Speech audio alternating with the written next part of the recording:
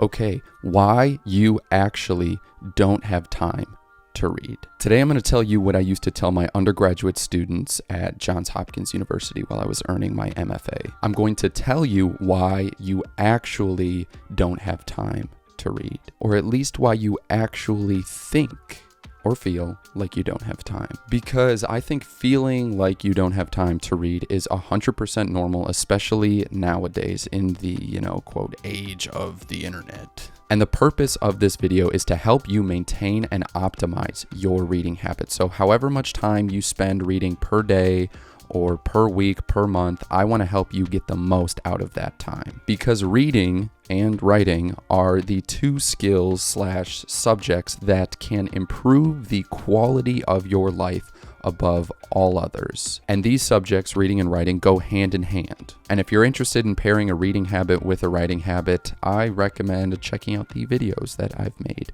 about commonplace books. But anyways, moving forward, that's what I believe. Reading every day, even if only for 10 or 15 minutes, will change your life, given enough time. You just have to discover what books you can tolerate reading and then build a habit around your interests. But the first thing that you should do, at least in my opinion, is understand why it can be so difficult to create and maintain a reading habit. Or put differently, understand why we tend to feel like we don't have time to read. And you can reach this understanding by watching to the end of the video. Anyways, like I said just a moment ago, I'm going to lay it all out for you just as I would have for my undergraduate students at Johns Hopkins. So I do hope that you will watch until the end, and I hope that you will smash that like button, smash that subscribe button so that you see more of my videos, which all focus on reading and writing and self-education in a way that is, hopefully uniquely engaging. And also tell me about some of your most important experiences with reading and with writing in the comments section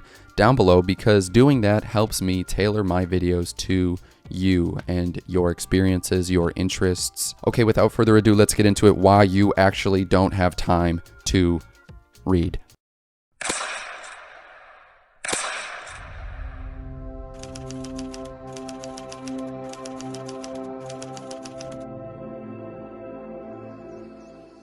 Okay, listen, I love reading as much as the next person. I love reading and writing. My dream is to someday support myself by writing books, fiction, literature. I have high hopes. My fiction writing is what got me accepted into a master's program. And my point for saying this is that I like reading a lot. My life has been oriented around reading and writing, storytelling for the last decade. And to be completely honest, more often than not, I feel like I simply do not have the time to read, period, let alone to read as much as I would like to. There are plenty of reasons for why this is the case. Obviously, I'm juggling this YouTube channel with a full-time marketing job, which does take a lot of time. But even more than that, I think the feeling of not having enough time has everything to do with the active engagement which reading requires, as opposed to the, I'll say, more passive engagement that most every other distraction requires. And this is really the idea that is at the heart of today's video, and it's what I hope you'll be left with when you're done watching the video. But what do I mean? I mean this thing, this black mirrored device that steals away hours and hours and hours of my life every single day. But wait, I'm going to pause here and explain what I mean, because I'm pretty sure that you've heard this sort of thing before, probably from people much, much older than me. But believe me when I say that I am saying something different. I swear. I'm not just being, like some old man yelling at a cloud. I'm not just saying new technology bad, old technology good, phones bad, books good. Not saying that. I actually have a very high opinion of phones, so I hope you'll hear me out. Reading is one of the most difficult things to do. Not difficult in the same way that doing something physically strenuous or demanding is difficult. Don't get it twisted, but reading is very hard. That's why people don't do it. Reading is a workout for our brains. Understand that. It's a focus exercise. When we read, we are training our brain to track the detailed development of a single idea across time, which requires a kind of active engagement that I think you'd be hard-pressed to find almost anywhere else. Try to passively read a book is my point. It won't work out well for you. You will more than likely absorb nothing, and the story doesn't really exist. The story isn't really playing if you're not giving your attention to it and focusing enough to have the story move through your head. I could be on my laptop in my living room with the TV running in the background with some movie. And in a way that requires less active engagement than reading a book. That's my point. And again, this idea, try to passively read a book. It won't work out well for you. You will more than likely absorb nothing. This is opposed to literally any other artistic medium. Movies, TV shows, YouTube videos, music, TikToks, the list goes on. You don't need to be paying attention to these art forms that I just listed to engage with them. I think reading, on the other hand, requires your engagement unless we're talking about, an audiobook.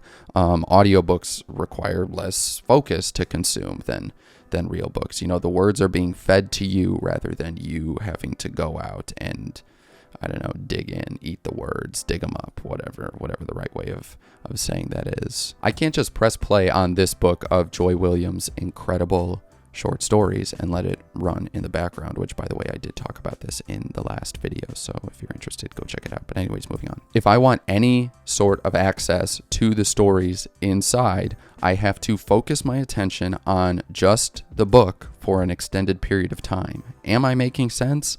I hope so. If not, leave me a comment and I'll try to explain myself, but I'm going to wrap this up. Your time is valuable. My time is valuable. I feel like anything more at this point, I'll be repeating myself, so leave me a comment if you want clarification. I will say in closing, actually understanding the root causes of the problem, of this problem of why we feel like we don't have time to read, understanding the root causes of that problem can, in my experience, make contending with the problem easier. It can inform our experience and deepen our experience, add meaning to our experience. And when I say that it can make contending with the problem easier, I basically mean that understanding the root causes of the problem can make it easier to create and maintain a reading habit, because we can accurately contextualize the problem and negotiate with ourselves in a way that is maybe more self-benefiting or honest. I'm not sure what the right way of saying it is exactly. Okay, but that is everything that I've got. I want to thank you so much for watching. I hope you have a great rest of your day. I hope you smash like, slap sub. If you're still watching, I greatly